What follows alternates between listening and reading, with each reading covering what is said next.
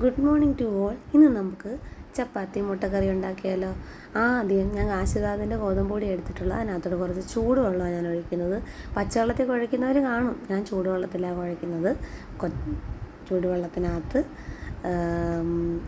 ഉപ്പിട്ട് തിളപ്പിക്കുകയോ അല്ലെങ്കിൽ ഗോതമ്പൊടിക്കകത്തോട്ട് ഉപ്പിടുകയോ ചെയ്യാം. എന്നിട്ട് നമുക്ക് നന്നായിട്ട് കൈ വെച്ച് കുഴച്ചെടുക്കാം. കുഴച്ചതിന് ശേഷം നമുക്ക് സവാള അരിഞ്ഞ് അതിൻ്റെ കൂടെ ഒരു തക്കാളി, ഒരു പച്ചമുളക്, ഒരു ശകലം ഇഞ്ചി നുള്ളി കൊത്തിപ്പിടിച്ചിടുകയോ ചീകിയിടുകയോ ചെയ്യാം. ചട്ടി അടുപ്പത്ത് വെച്ച് കടുക് പൊട്ടിച്ചിട്ട് നമുക്ക് സവാള വഴറ്റാനായിട്ട് അതിനകത്തോട്ട് ഇടാം. സവാള വഴറ്റാനിടുമ്പോൾ ഉപ്പിടുന്ന കാര്യം മറക്കരുത്, എന്നാലേ നന്നായിട്ട് വഴന്ന് വരത്തുള്ളൂ.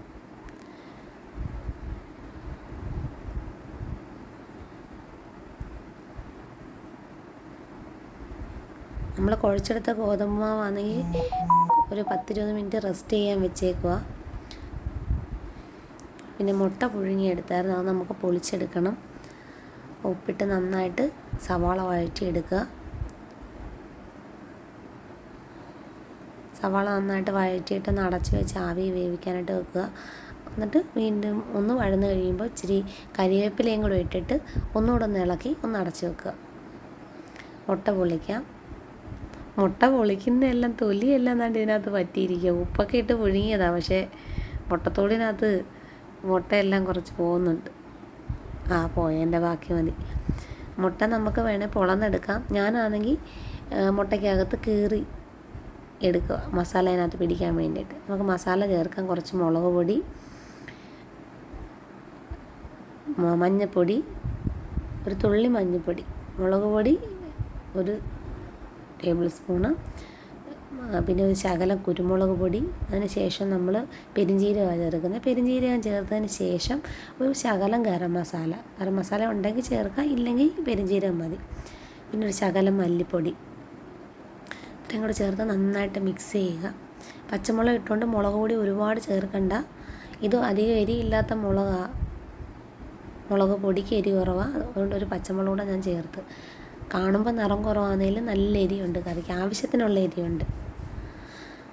നന്നായിട്ടൊന്ന് മിക്സ് ചെയ്യുക. മിക്സ് ചെയ്തിട്ട് നമുക്ക് പുഴുങ്ങിയ മുട്ട അതിനകത്തോട്ട്. അതിൻ്റെ ഇടയ്ക്ക് ചപ്പാത്തിയുടെ കാര്യം നമ്മൾ മറന്നുകൊണ്ട് ചപ്പാത്തി ഒന്ന് ഉരുട്ടി ബോളുകളാക്കി ചപ്പാത്തി ഒന്ന് പരത്തിയെടുത്ത്. ഞാൻ നൈറ്റ് ഡ്യൂട്ടി കഴിഞ്ഞ് വന്നതായതുകൊണ്ട് ഓൾറെഡി താമസിച്ചു പോയി. പിന്നെ ചേട്ടായിയും ആമിയൊക്കെ ഇവിടെ വെയിറ്റിങ്ങില്ല, സ്കൂളിൽ പോകാനും ജോലിക്ക് പോകാനൊക്കെ ഉള്ളവർ. അപ്പോൾ പെട്ടെന്ന് ചപ്പാത്തിയും കൂടെ ഒന്ന് പരത്തിയെടുത്ത് മാറ്റി വെച്ച് നമുക്ക്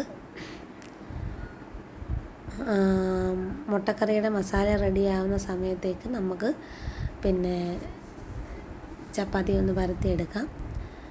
ചപ്പാത്തി ഏകദേശം പരത്തി കഴിയാറായിട്ടുണ്ട്. നമുക്ക് മസാലക്കൂട്ടെല്ലാം ചേർന്ന സമയത്ത് ഇച്ചിരി വെള്ളവും കൂടെ ഒഴിച്ച് മുട്ട അതിലേക്കിട്ട് ഒന്ന് തിളയ്ക്കാൻ വെക്കാം. ഒന്ന് അടച്ച് വെച്ച് നന്നായിട്ടൊന്ന് തിളച്ച് വരുമ്പോഴത്തേക്കിന് നമുക്ക് ചപ്പാത്തി ചുട്ടെടുക്കാം. ചപ്പാത്തി ഞാൻ തവയെ ചുട്ട് കഴിഞ്ഞിട്ട് ഡയറക്റ്റ് നമ്മുടെ അടുപ്പിലോട്ടിട്ട് ഒന്ന് ചൂടായി കഴിയുമ്പോൾ അടുപ്പിലോട്ടിട്ട് ഒന്ന് നന്നായിട്ട് വെന്ത് കഴിയുമ്പോൾ വീണ്ടും തവയ്ക്കകത്തിട്ടിട്ട് ഒന്ന് പൊള്ളിച്ചെടുത്തിട്ട് നെയ്യ് ചേർക്കാം, ഇല്ലെങ്കിൽ വേണ്ട, അത് ഓപ്ഷനല്ല, അവരവരുടെ ഇഷ്ടം പോലെ. ഞാൻ നെയ്യ് കുറച്ച് ചേർക്കുന്നുണ്ട്, ആ ഒരു മണവും ഒരു സോഫ്റ്റ്നെസ്സും കിട്ടാൻ വേണ്ടിയിട്ട് നെയ്യ് ചേർക്കുന്നുണ്ട്.